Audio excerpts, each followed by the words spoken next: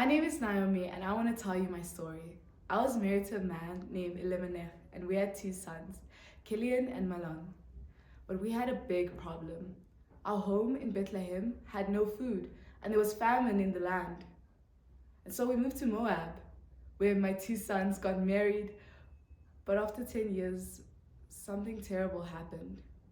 First, my husband died, and then my two sons died.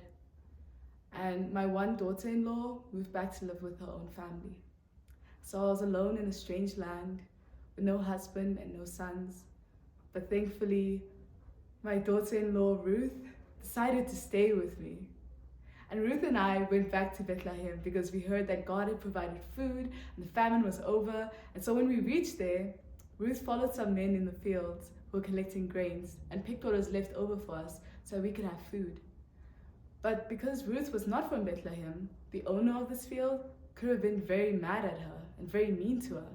But when he heard about what she was doing and how kind she was to me, he let her collect even more grains and food for us. How great is God? I was so excited when I heard this because the man whose field this was a relative of ours. He was a family member and his name was Boaz. He was our kinsman redeemer. What is a kinsman redeemer, you may ask? I'll let Boaz explain that to you. Hey, I'm Boaz. So God made rules to help families like Naomi's. If someone lost their land, a certain family member known as the kinsman redeemer would go and buy back the land for them. If a woman's husband had died, a close family member or the kinsman redeemer would marry her.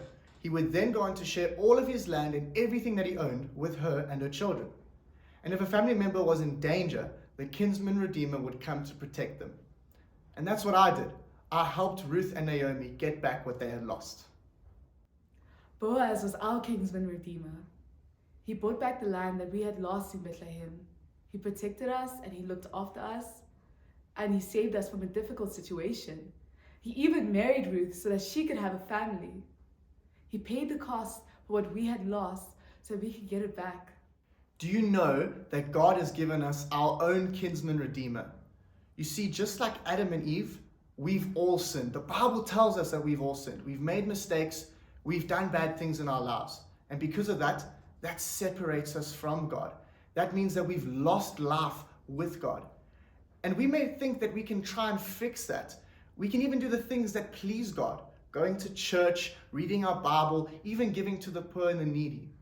But that doesn't sort out the problem of sin in our lives.